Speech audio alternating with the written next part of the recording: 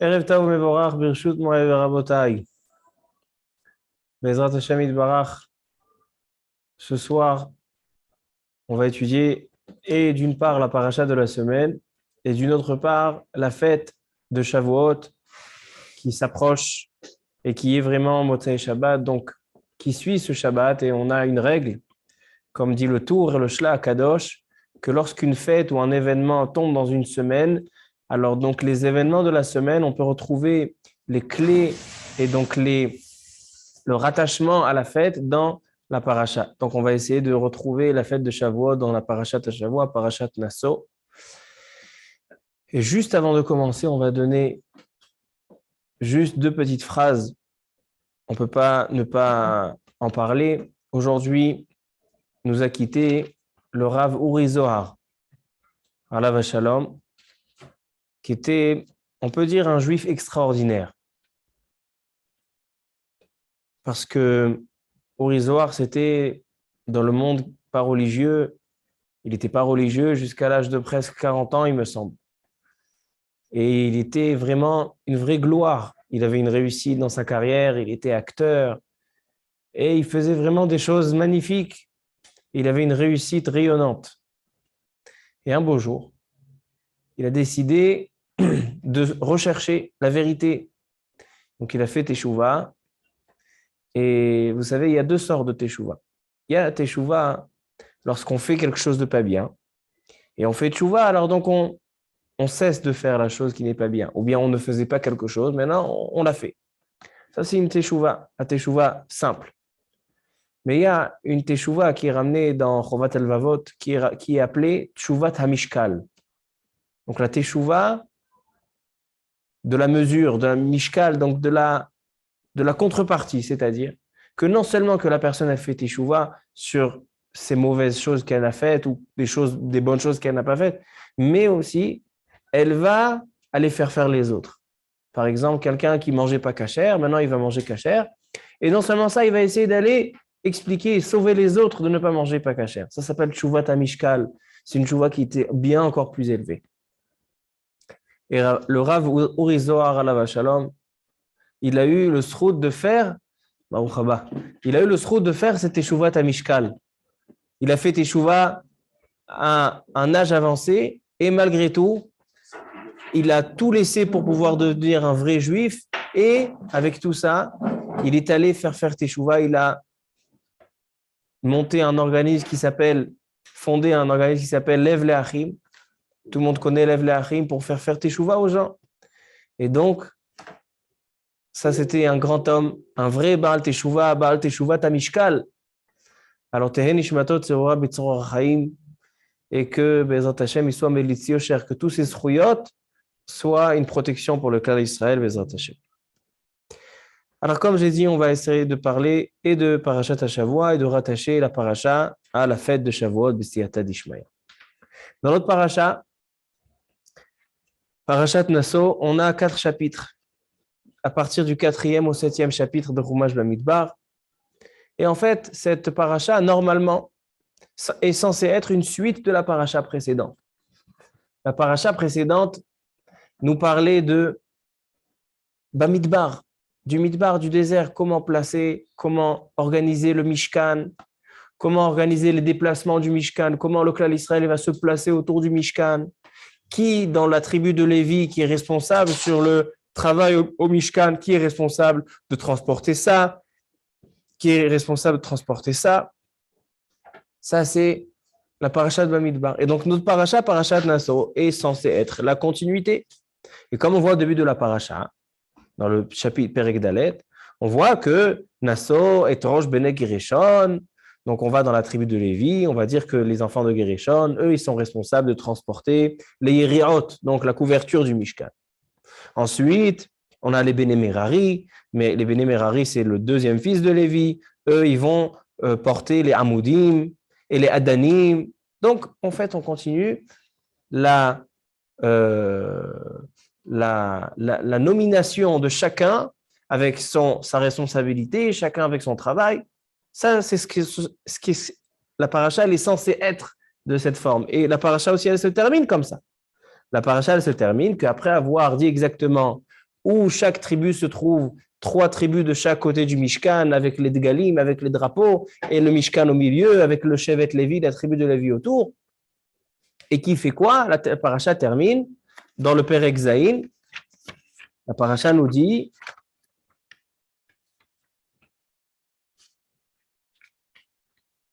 Vayhi beyom kalot Moshe leakim et Mishkan. Donc, on est le premier Nissan, Aleph Ben Nissan, où Moshe Rabbeinu a terminé de construire le Mishkan. Sont venus les Nessi'im. Sont venus donc les présidents de chaque tribu pour ramener, pour faire en fait l'intronisation du Mishkan. Maintenant que chacun sait où il faut se placer, maintenant on va introniser le Mishkan et on va pouvoir entamer le Chumash Bamidbar, entamer la traversée dans le désert pendant 40 ans, parce que maintenant tout est mis en place et le Mishkan il va être intronisé par les Nessi'im, 12 jours, etc. Donc, ça c'est le commencement et la fin de la paracha. Mais la grande quantité de la paracha se trouve au milieu. On va trouver des sujets qui n'ont rien à voir. Regardez, dans le Perek He, d'accord? Donc le Perek Dalet, il parle de nommer les enfants de Gereshon, les enfants de Merari, et de faire le compte pour savoir qui doit faire quoi au Mishkan. Et le Perek Zayin, donc ça c'est le 4e chapitre. Le 7e chapitre, il va parler de la fin de la construction du Mishkan, le premier Nissan, avec 12 Nessi'im, 12 présidents qui vont ramener des cadeaux. Maintenant, il nous reste le Perek He et Vav, donc les 2 chapitres qui sont au centre de cette paracha. On va voir ces 2 chapitres. A priori, ils n'ont rien à voir à notre paracha. Le chapitre He, Aliyat Shlishi, le 5e chapitre, nous dit, ça encore, ça peut correspondre. וידבר השם אל משה לאמור, צב את בני ישראל, וישלחו מן המחנה כל צרוע וכל זב, וכל טמא לנפש. Nous dit la Torah que lorsqu'on a, dans le désert, il y avait le Mishkan, il y avait autour du Mishkan les Lévi'im, et autour des Lévi'im les tribus, les 12 tribus, les 12 vatim. Nous dit la Torah, lorsqu'on a des personnes qui ont une impureté, ou bien le tsaroua, celui qui a une tsaraat, la lèpre, ou bien celui qui est zav, qui a un écoulement, ou bien tamé la nafesh, quelqu'un qui est impur à cause d'un contact qu'il a eu avec un défunt. Donc ce sont 3 sortes de tum'od, d'impureté. Alors ces 3 individus-là vont devoir s'éloigner du Mishkan. Donc on a 3 degrés. Celui qui a la tsaraat, il doit être en dehors de tous les camps. En dehors du Mishkan, en dehors du Machane Lévia et en dehors du Machane Israël. Donc, il doit être à l'extérieur. Ensuite, le Zav, il peut être dans le Machane Israël, mais pas dans le Machane Lévia. Donc, lui, il s'éloigne que de 2 degrés. Et le Tamémet, celui qui est impur à cause du contact avec un défunt, alors lui, il peut même être dans le Shevet Lévi, dans le Machane Lévi, mais pas dans le Mishkan. On a 3 degrés. Ça, on comprend le rapport. Mais regardez la suite. Dans le pasuk He, Vaydaber Hashem el Moshe lemor, Daber el Bnei Israël, ish o isha ki asu mikol chatot ha'adam lim'ol ma'al b'Hashem. Une personne qui va fauter ou qui va voler, donc elle doit payer, etc. Quel rapport avec notre sujet? Ensuite, regardez pasuk Yud Aleph, Vaydaber Hashem el Moshe lemor. Daber el Bnei Israël v'amarta alehem ish ish ki tiste ishto ma'ala bo ma'al. C'est la paracha de la Sota. Sota, une femme qui a réveillé des soupçons chez son mari et on a vu qu'elle s'est isolée avec une personne qui n'est pas son mari. Alors on a la paracha de la Sota, la fameuse paracha de la Sota où on va lui donner à boire des maïm me'arerim avec le nom d'Hachem qui a été brûlé dans cette eau et ça va vérifier est-ce que vraiment elle a fauté ou elle n'a pas fauté. Quel rapport avec notre paracha? Ensuite, on a, dans le Perek Vav, la paracha du Nazir. Vaydaber Hashem el Moshe lemor, daber el Bnei Israël v'amarta alehem, ish o isha ki afli lindor neder nazir lehazir l'Hashem. Quelqu'un qui désire se sanctifier, alors donc il va s'interdire ni de consommer du raisin ou de boire du vin, il va s'interdire de se couper les cheveux, les lois du Nazir. Et la suite, pasuk kavbet, Birkat Kohanim. וידבר השם אל משה לאמור, דבר אל אהרון ואל בניו לאמור, כה תברכו, יברכך השם וישמרך, יאיר השם פניו אליך ויחונך, יישא השם פניו אליך וישם לך שלום, ושמו את שמש על בני יברכם. Vraiment, on a le chapitre 5 et 6 dans notre paracha. On ne comprend pas qu'est-ce qui vient faire au milieu de notre sujet. A priori, c'est hors sujet. Alors ça, c'est d'abord, il faut comprendre la paracha. Maintenant, dans cette paracha, on a plein d'indices et plein de rattachements à la fête de Shavuot. Ça aussi, il va falloir comprendre. Qu'est-ce qu'on a comme indice qui nous rattache à la fête de Shavuot? Je vais vous donner quelques exemples. Après, on va commencer à parler détail par détail, Bezrat Hashem. Déjà, lorsqu'on parle de Vishaleru mina machane, donc le premier sujet dans Perek He, qui dit que quand on a des personnes impures, il faut les éloigner. Donc certains, on les éloigne que du Mishkan, le Tmemet. Certains, on va les éloigner aussi, Machane Levia, c'est le Zav. Et certains, on va les éloigner de tous les camps, c'est le Metzora. Ça nous rappelle un petit peu le Mahamad Har Sinai. On sait que la fête de Shavuot, c'est Mahamad Har Sinai. Au Mahamad Har Sinai, Akadosh Baruch Hu a demandé 3 jours avant, dans Parashat Yitro, c'est marqué, Vehigbalta et ha'am, vehayu nechonim lishloshet yamim. Il devait se purifier de la Tum'at de Shirvat Zera, Zav. Il devait se purifier de toute impureté pour pouvoir arriver à ce grand jour. Et non seulement ça, c'est que Akadosh Baruch Hu dit Vehigbalta et ha'am, tu mettras des limites autour du Har Sinai, les bilti alot bahar ungoa bekatsehu, pour pas s'approcher.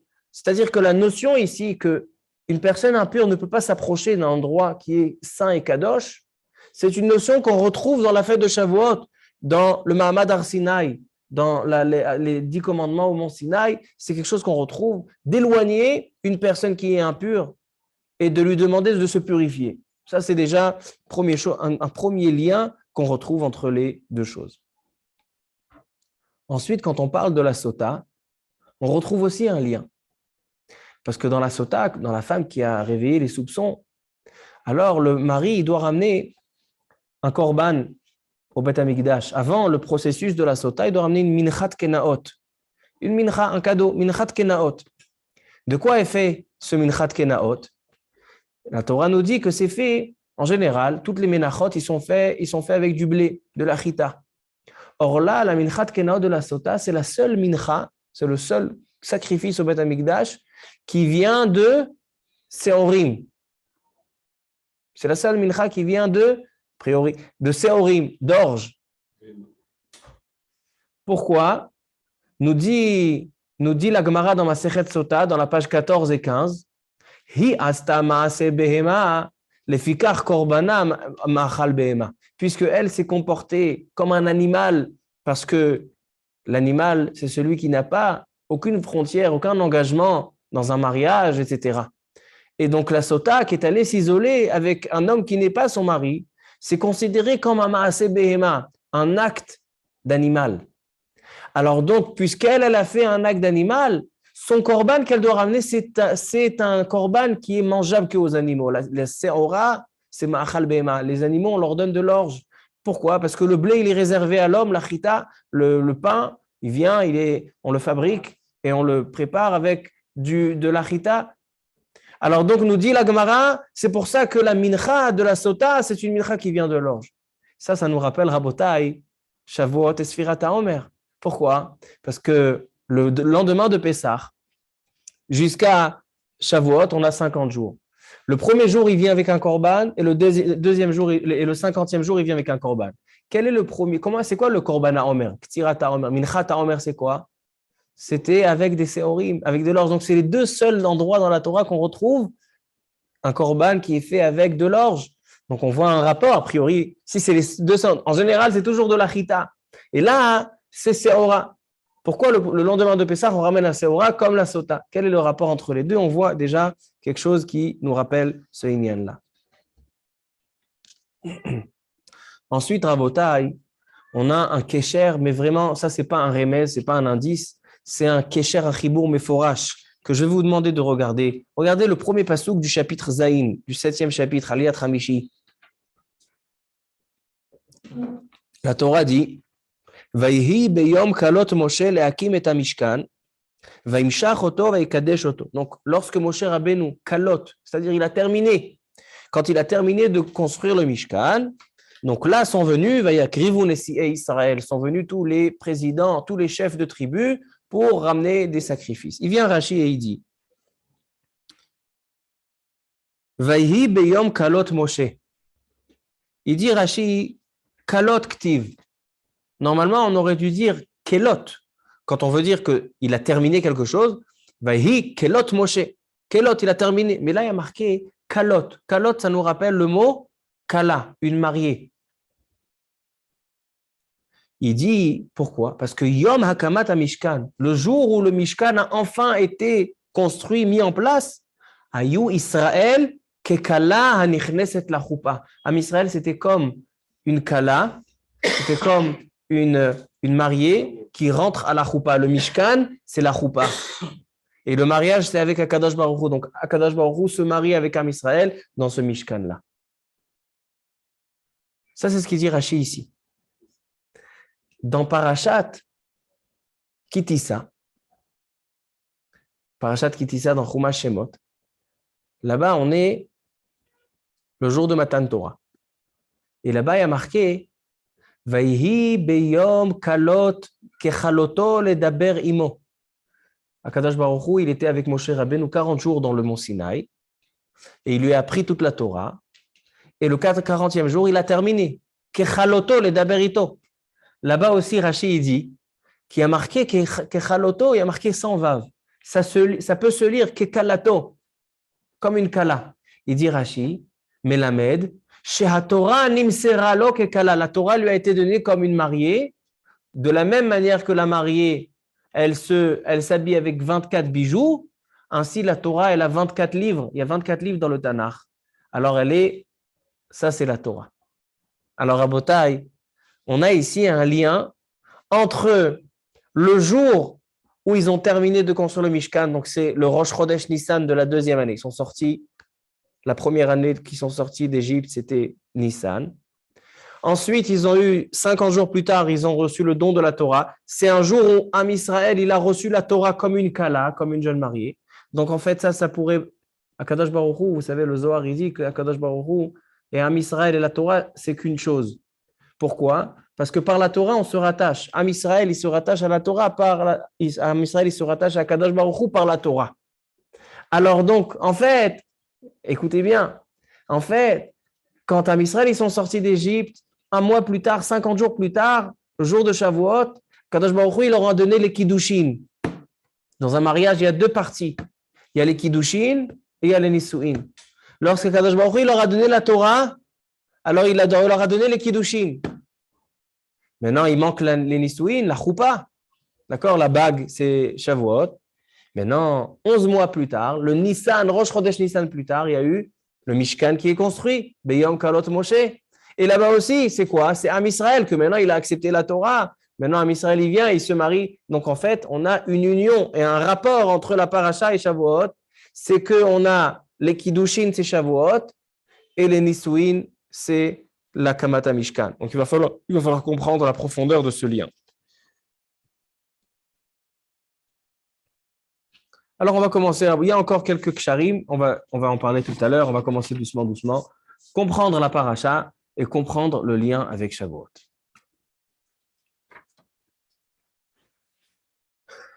Ce matin, j'ai vu un Baal HaTurim. On a l'habitude d'étudier le Baal HaTurim. Baal HaTurim magnifique. Celui qui veut le voir, qu'a Baal HaTurim dans son Chumash, Perek He Pasuk Vav. Le Baal HaTurim, il vient nous dire, il se pose la question que les sujets dans notre paracha, a priori, n'ont rien à voir avec le thème. Et il dit, le Baal HaTurim, il dit la chose suivante.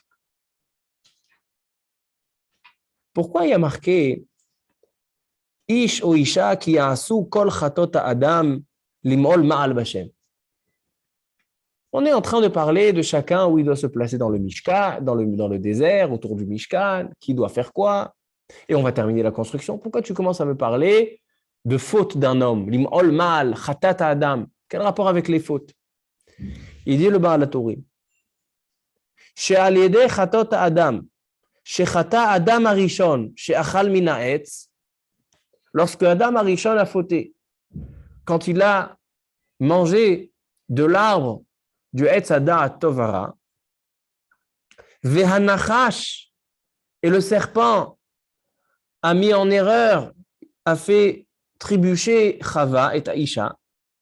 Vehi hotzi'a shemra ala Adam, et elle a fauté aussi en disant que c'est l'homme. Donc en fait, il y a eu trois qui ont fauté.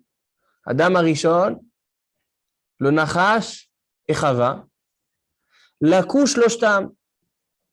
Donc en fait, quand la paracha ici, elle vient nous évoquer les chatot à Adam, on ne vient pas parler de fautes, des fautes qu'on connaît. Ça n'a rien à voir avec notre paracha. Ici, on parle de fautes qui sont beaucoup plus fondamentales. Les fautes de Adam Arishon. Vous savez que selon la Kabbalah, tout ce qu'aujourd'hui on fait, tout ce qu'on subit, toute la galoute, tous les Beth Amikdash, toute la Géoula, tout ça, c'est pour rectifier une faute. Rectifier la faute de Adam Arishon. Maintenant, quand Am Israël, il a reçu la Torah, maintenant, il va commencer son chemin dans le désert. On commence par dire, écoutez, le but dans tout ce que vous allez entreprendre maintenant, tout le chemin, c'est pour rectifier les trois Averot. Averot de Adam Arishon, Chava et le Nachash. Je continue le Baal HaTurim. Il dit, la couche et l'oshtam. Adam, Chava et le serpent, ils ont eu une punition chacun. Hanachash betzaraat. Le Nachash, une de ses malédictions, c'est qu'il a la lèpre. Comme ça, il dit le Midrash. Haïcha beziva. À partir de la faute de Chava, c'est là qu'elle a commencé à avoir des saignements, la touma de la nida. Veha Adam bemita. Et l'homme n'était pas censé mourir. Et bien là, à partir de la faute de Adam Arishon, il y a eu on devient mortel, on meurt. Ce sont trois punitions. Il dit, c'est pour ça que ici, quand la Torah elle nous dit, suite aux trois Averot Hamurot, elle nous dit la Torah, sache que quand il y a le Mishkan, tu dois éloigner trois individus. Qui on doit éloigner? Le Tsaroua, celui qui a la lèpre, c'est la punition du Nachash. Le Zav, c'est la punition de Chava. Et le Tamémet, c'est la punition de Adam Arishon. וכסדר קללתם מונה אותם כאן, צרוע דהיינו הנחש, זב היינו האישה, וטמא נפש היינו אדם. וכשם שנתגרשו אדם וחווה מגן עדן, maintenant vous allez comprendre pourquoi Akadosh Baruch Hu, quand il dit, voilà maintenant j'ai mis en place le Mishkan, ces trois personnes tmeim impures, il faut les éloigner du camp. Pourquoi on les éloigne? Pourquoi éloigner du camp?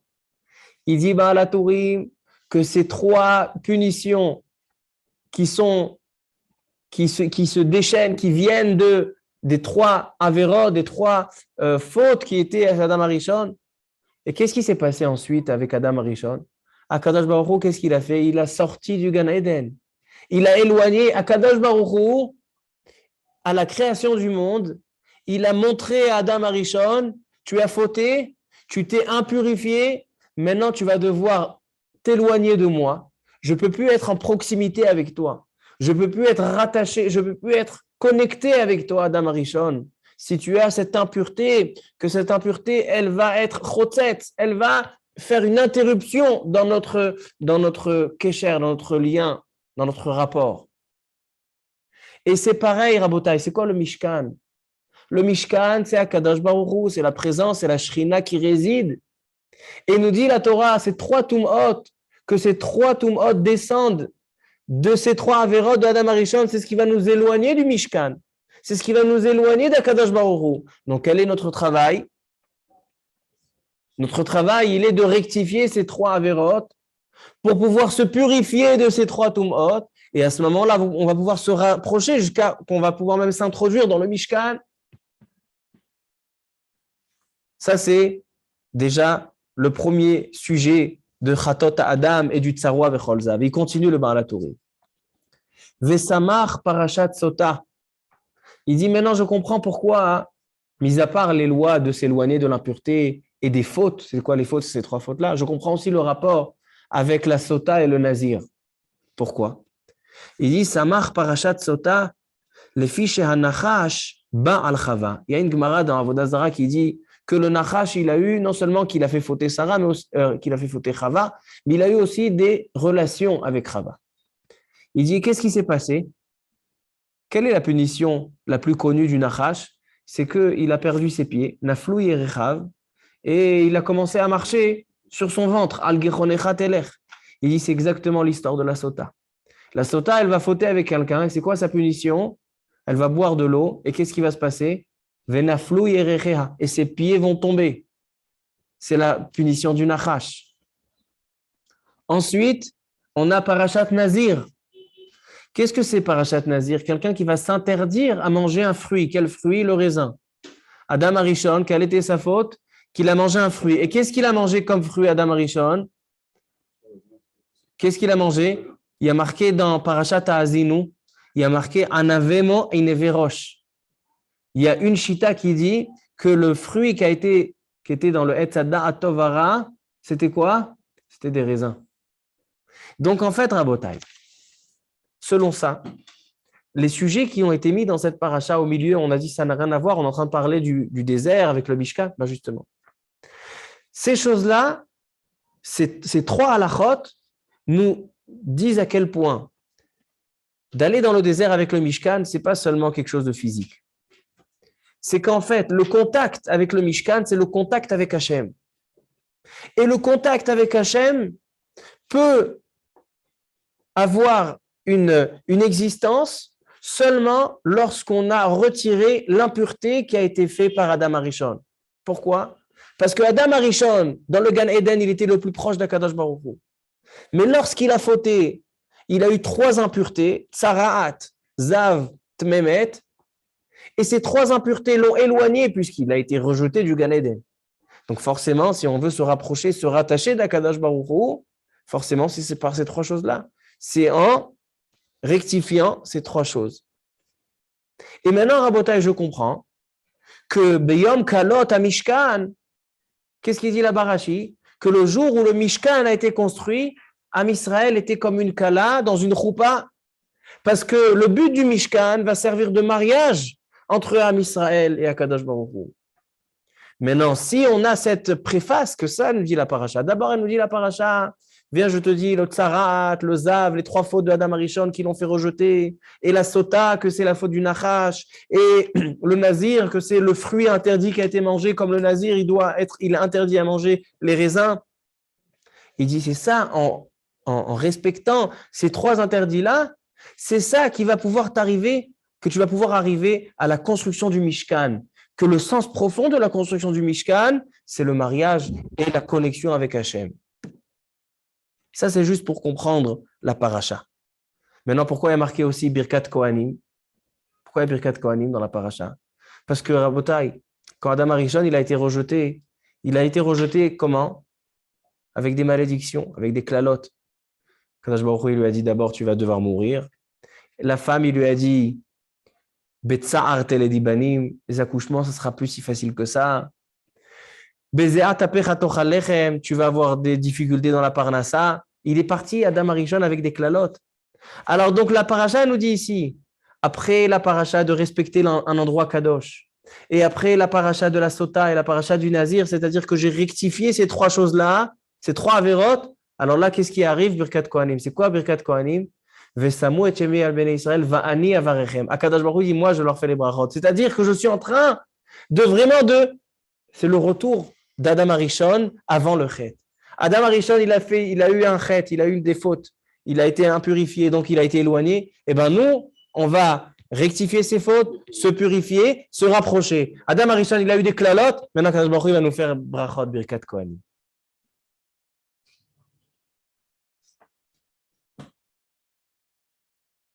Ça, c'est pour comprendre la paracha. Vous avez compris maintenant la paracha, le sens de la paracha? Maintenant, on va comprendre Shavuot, la fête de Shavuot. On a dit, qu'est-ce qu'on a dit? On a dit qu'il y a deux parties dans un mariage. Il y a les kiddushin. Kiddushin, c'est lorsqu'un homme, il donne quelque chose à la femme afin qu'elle s'engage. Il lui donne une bague, cette bague, elle vaut de l'argent. Donc, il lui a donné une valeur. Et la femme, elle va, au retour, elle va donner un engagement. Ça, c'est les kiddushin. Ensuite, on a la choupa, les nisouin. Lorsque le mari va ramener dans la maison la femme, c'est-à-dire que maintenant, ils vont être unis, ils vont pouvoir maintenant vivre ensemble. Am Israël, le but d'Akadash Baruch Hu, il les a fait sortir d'Égypte. Pourquoi? Pour se rattacher avec eux. Comment on se rattache avec eux? Alors, Akadash Baruch Hu, 50 jours après Yetziat Mitzrayim, il leur a fait les kiddushin. Il leur a donné la Torah. La Torah, c'est les kiddushin. Maintenant, ça demande un engagement. C'est Na'aseh Venishma. Am Israël, ils ont donné un engagement. C'est la femme qui s'engage. Ça, c'était un Matan Torah. C'est pour ça que le jour où Akadosh Baruch Hu, il a donné la Torah, c'est le jour où il a terminé de parler avec Moshe Rabbeinu. Il a marqué Beyom Kechaloto Kekalato, que la Torah, elle a été donnée comme une kala. C'est les kiddushin. 11 mois plus tard, il y a les Nisouin. C'est la construction du Mishkan. C'est maintenant dans le désert. Akadosh Baruch Hu, il marche, il va traverser le désert. Akadosh Baruch Hu, il dit, vous n'allez pas traverser le désert tout seul. Vous allez traverser avec moi. Pourquoi? Parce que vous allez être autour d'un Mishkan. Le Mishkan, c'est le lieu de contact. C'est la choupa. C'est le mariage avec Akadosh Baruch Hu. Alors maintenant, écoutez Davar Nifla Beyoter. Maintenant, on va rentrer un petit peu dans le sod, dans le secret du Inyan. Dans le Shla HaKadosh, il y a marqué quelque chose d'extraordinaire. Le Shla HaKadosh, cette semaine, c'était Saïloula. Non, cette semaine, ce n'était pas Saïloula, c'était la Tfila qu'il a été Mechaber. Mais on en parlait du Shla HaKadosh. Il dit le Shla HaKadosh que le jour de Shavuot, écoutez ce qu'il dit, les mots du Shla HaKadosh. Le jour de Shavuot, c'est un jour de Tikkun sur le Chet Adam Harishon. Le jour de Shavuot, on répare, on va faire une rectification sur la faute de Adam Harishon. Comme ça, il dit le Shla HaKadosh. Pourquoi? J'ai vu dans un sefer qui s'appelle Or HaMeir, un élève du Maguid de Mezrich. Maguid de Mezrich était l'élève du Baal Shem Tov. Eh bien, l'élève du Maguid de Mezrich, il a un livre Or HaMeir et il dit comme ça. Vous allez kiffer. Il y a une Mishnah dans ma Sechet Rosh Hashanah. La Mishnah, elle dit Arba'a Rashi Shanim. Combien de Rosh Hashanah il y a dans l'année? 4. Il y a le Rosh Hashanah, le premier Tishrei, Rosh Hashanah, la Shmitin, la Yovlot. Il y a un Rosh Hashanah, c'est le premier Nissan, c'est Rosh Hashanah, la Melachim, la Shanim, la Chodashim. Il y a Sukkot,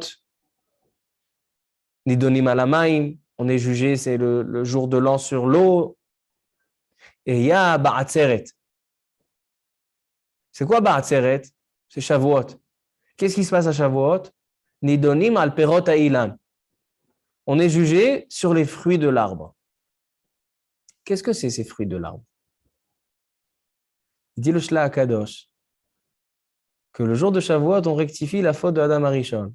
Quelle était la faute de Adam Harishon? Qu'il a mangé un fruit de l'arbre. Et Ba'atzeret nidonim al perot ha'ilan. Demande la Gemara dans ma Sechet Rosh Hashanah. Demande la Gemara dans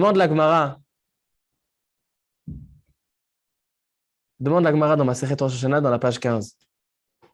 Elle dit la Gemara, on a plusieurs jugements. On a Pesach, Shavuot, Sukkot.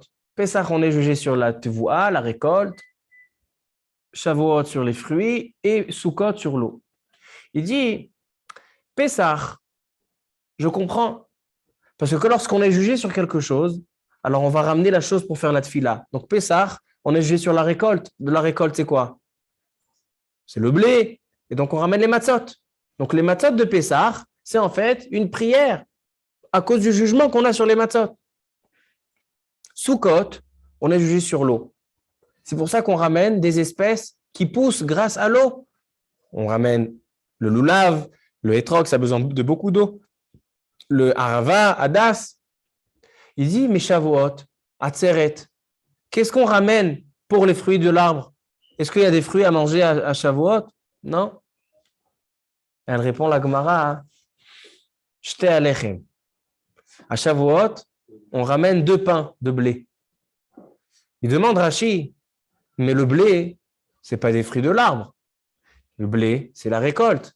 Donc, a priori, on aurait dû ramener des fruits, non pas du blé. Qu'est-ce qu'il répond Rashi? Il dit, il y a une Gemara dans Masechet Sanhedrin qui dit que un des avis dans la Gemara, quel était l'arbre que Adam Arishon il a mangé? C'était du blé. Et lorsque Adam Arishon a fauté, il est descendu de degré d'arbre à un degré de récolte. Alors donc en fait, quand on vient, on prend le blé et on le ramène, c'est le Perot Haïlan. Alors c'est-à-dire, donc ça c'est une deuxième explication. Donc ça veut dire qu'en fait, on retrouve les paroles du Shla HaKadosh. Il dit le Shla HaKadosh que Shavuot, on est jugé sur le blé. C'est quoi juger sur le blé? On est jugé sur le fruit que Adam Arishon a mangé ce jour-là. Et donc, qu'est-ce qu'on fait? On va ramener ce blé en tant que tikkun. Maintenant, écoutez ce qu'il dit le Or HaMeir. C'est quoi la valeur numérique du mot blé en hébreu? Chita. Chita, c'est la valeur numérique de 22. 22. Pas Chet Yud. Chet Tet He. Non. Ça fait 22. Il dit le Or HaMeir, l'élève du Maggid Mimezrich, puisque Shavuot, c'est le jour où on va rectifier Perot Haïlan, c'est le jour où on est jugé sur Perot Haïlan, sur la chita, sur le blé que Adam Arishon a mangé. Alors, donc, quel est le tikkun?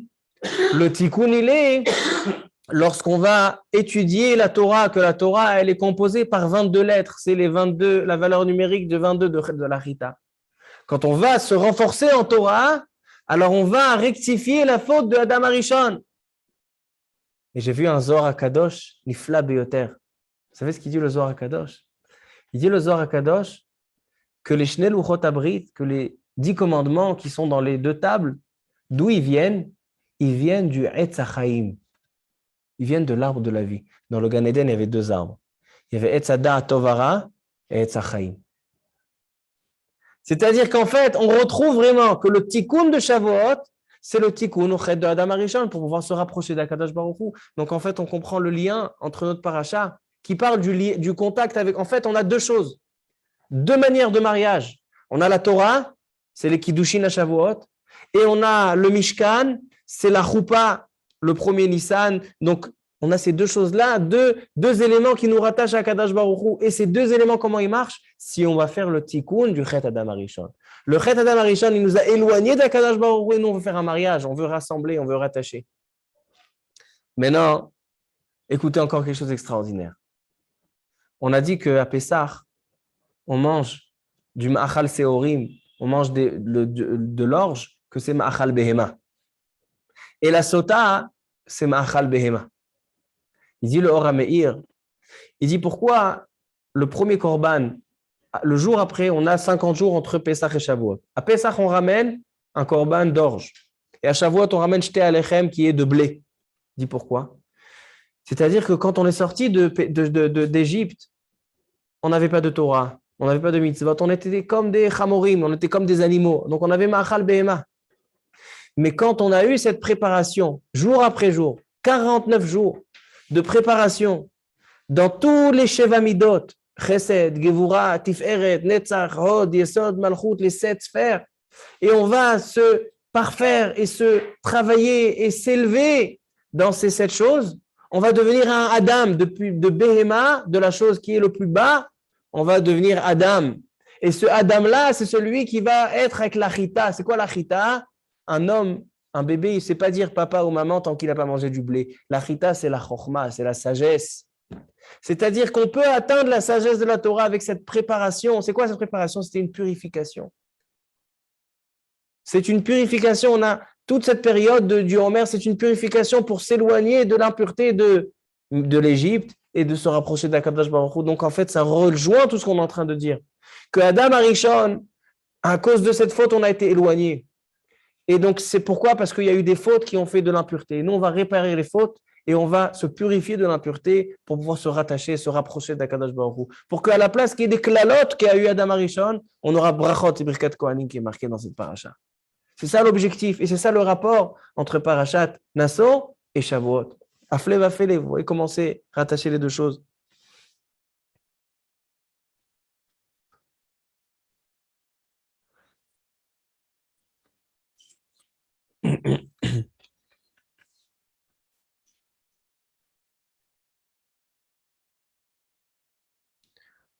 Et je termine avec un dernier point. Shavuot, la fête de Shavuot, elle est appelée dans la Torah, dans Parashat Pinchas, Yom Abikurim. On va le lire, Shavuot. Là, le maftir, ou Yom Abikurim. C'est quoi Yom Abikurim? C'est le jour des prémices. Que à partir de Shavuot, ils vont ramener au Beth Amikdash le Bikurim. Pourquoi Shavuot s'appelle Yom Abikurim? Vous savez que la Torah, elle n'a jamais mentionné que Shavuot, c'est un rapport avec Matan Torah. La fête de Shavuot, personne n'a dit que c'est un rapport avec Matan Torah. C'est vrai que ce jour-là, c'était Matan Torah parce que c'était 50 jours après, mais il n'y a pas marqué dans la Torah. Yom Abikurim. C'est quoi Yom Abikurim? Alors, il y a un lien magnifique. Dans la paracha, il y a marqué une des choses qui sont a priori qui n'ont pas de rapport. Après, Chatot à Adam a marqué que un homme, il doit respecter les matanot du Kohen. Il dit là-bas le Ma'atorim, il dit Zeh Bikurim. On retrouve encore un lien. Bikurim, Bikurim. C'est quoi ces Bikurim? Selon ce qu'on vient de dire, on peut expliquer. Qu'est-ce qu'on a expliqué aujourd'hui dans le Shiur? On a dit qu'un homme, il a été éloigné. Pourquoi il a été éloigné? Parce qu'il a mangé un fruit. Quand Adam Arishon, il était au Gan Eden, il était le plus proche. Et il a mangé le fruit, il a mangé le Etz Hadat. Et c'était quoi le Etz Hadat? Il dit le Radak, Rabbi David Kimchi. Il dit le Radak, c'est quoi Etz Hadat Tovara? Est-ce que, a priori, on aurait pu dire c'est quoi Da'at Tovara qui connaît le bien et le mal. Donc maintenant, il va pouvoir faire le choix. Mais Adam Arishon pensait qu'il a été fabriqué sans savoir, sans choisir. Si vraiment Adam Arishon, il a été créé sans le libre arbitre, donc pourquoi il a été créé? S'il ne peut pas fauter, alors. Eh ben non. Etz Hadat Tovara, il dit là-bas le Radak, c'est le Yetzerara des Nashim, le Yetzerara Ta'avat Amishgal. C'est toutes les Ta'avot. C'est ça Etz Hadat Tovara. Et ça a été transmis parce qu'il a cédé à ce que le Nachash lui a dit, il a mangé de ce fruit. Maintenant, c'est quoi les Bikurim, Rabotai? Bikurim, c'est se dire, voilà, après tant d'années que j'ai attendu la Orla, j'ai planté, j'ai attendu la Shemitah, j'ai attendu pendant 3 ans la Orla, quatrième. Maintenant, je vais commencer à profiter. Elle te dit, la Torah, non. Le premier fruit, tu le ramènes à Kadosh Baruch Hu.